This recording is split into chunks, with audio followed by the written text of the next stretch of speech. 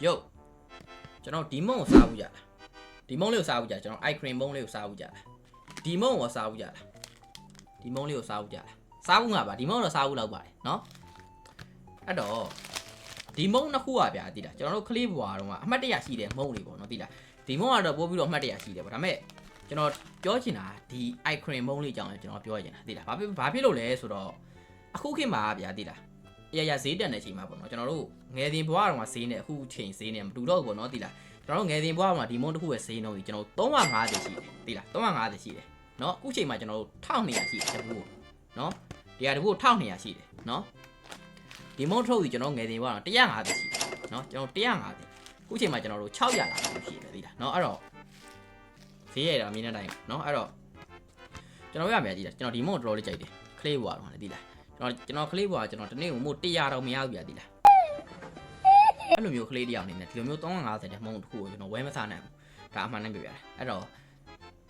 တခါလေးတော့လည်းစားဘူးတယ်ပေါ့နော်ဒီတခါလေးစားရင်လည်းလမျိုးကြိုက်တယ်ဗျာဒီဒီ ice cream လေးကိုလမျိုးဘယ်လိုလုပ်မလဲ cream ဘူးလေးပါတယ်ဗျာဒီ ice cream ဘူးလေးနဲ့ညှစ်စားတာပေါ့ဒီအဲ့လိုမျိုးပေါ့ကလေးဘွားတော့အမှတ်တရတွေအများကြီးတွေကမှတရားတစ်ခုပေါ့နော်ဒီလားမုံနဲ့ပတ်သက်ရင်တစ်ခုပေါ့နော်ကျန်တဲ့မုံလည်းရှိသေးတယ်အဲ့တော့ဒီမုံကတော့သိရမလားမမခောက်ဆွဲ6ပြပြီလား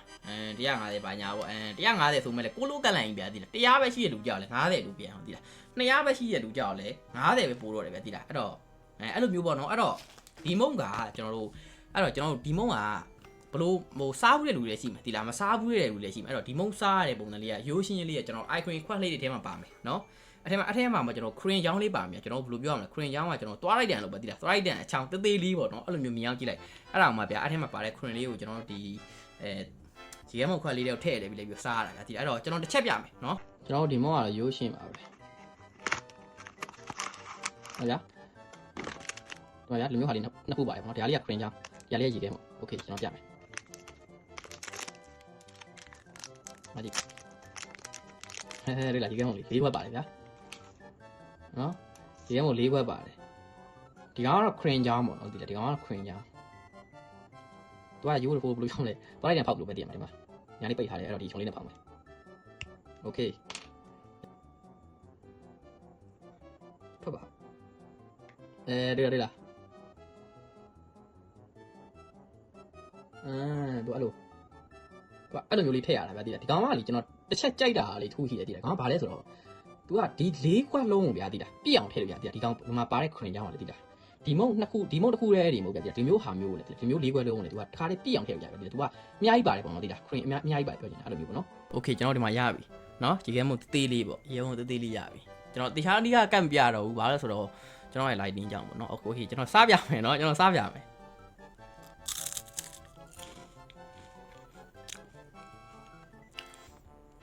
ကျွန်တော်ငငယ်တော့အရသာအတိုင်းပဲသိလားငယ်တော့အရသာအတိုင်းပဲသူ့မှာပါတဲ့ဒီ crane ရလေသိလားငယ်တော့အရသာအတိုင်းကိုပြန်ထုတ်ပေးထားလို့ထင်တာပဲဗျာနော်သိရမလားမသားတာလည်းကြိုက်ဖြစ်တော့လေ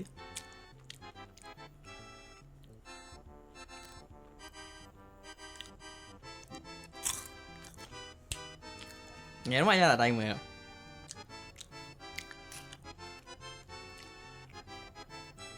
ကျွန်တော်ထည့်ရမယ်နော်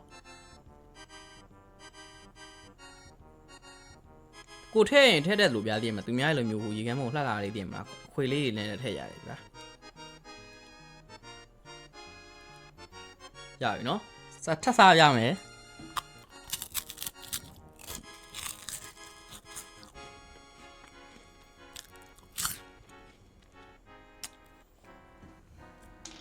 အဲ့လိုလေးတော့ရှိတယ်အဲ့တော့ကျွန်တော်ကလေးဘွားတော့အကြိုက်ဆုံးမုံတွေထဲမှာဆိုရင်ဗျာဒီကောင်ပါတယ်ပေါ့ဒီနော်ဒီကောင်လေးပါတယ်ဒါတော့ဗျာကျွန်တော်ခလေးဘွားတော့စားခဲ့ဘူးတဲ့မုံနေတဲ့တခုပေါ့နော်ကျွန်တော်တောက်ခဲ့ဘူးတဲ့အေးတွေထဲမှာဆိုရင်ခလေးဘွားတော့ကျွန်တော်စီပစ်ရှိတယ်စီပစ်ဘောက်ဖားလေဟိုဗျာဘူးတသေးလေးလေးတည်ရမှာသူကဗျာခါးချမှညှက်လို့ရတယ်သိလား150ပဲရှိတယ်ဟုတ်ပါလေစီပစ်နဲ့တူပဲသိလားဘဝရောင်လေးသူကအတီးရတာမျိုးဟုတ်ဗျာသိရမှာသူကအဲ့လိုခါးချလေးမှထိုးထားရတယ်သူ့မှာပါအတန်လေးရတယ်သိလားအဲ့လိုမျိုးတွေရစုံပါတယ်သိရမလားတခုချင်းဒီလိုက်ပြောနေတော့ဘယ်ပြီးတော့မလဲအဲ့တော့ဒါကတော့ကျွန်တော်ကလေးဘွားတော့စားခဲ့ဘူးတဲ့မုံနေရဲ့အမှတ်တရနဲ့ပတ်သက်ပြီးတော့ဒါကျွန်တော်ပြန်လဲမျှဝေတာပေါ့နော်သိလားဒီမုံလေးကလည်းကျွန်တော်စားမပြတော့ဗျာသိလားဘာလို့ဆိုတော့ဒီမုံကလည်းလူတိုင်းစားဘူးတဲ့ဗျာသိမှာဒီမုံကလည်းကျွန်တော်အရင်ကြီးလည်းမကြိုက်ဘူးဗျာအဲ့ဒါကြောင့်လည်းပါတယ်ပေါ့နော်သိလားအဲ့တော့ ဒီနေ့ဗီဒီယိုတွေကတော့ဒီလောက်ပါပဲကျွန်တော်တို့နောက်ဗီဒီယိုတွေမှာကျွန်တော်ပြန်လဲဆုံးလို့ကြရမယ်အဲ့တော့အားလုံးကိုကျေးဇူးတင်ပါတယ်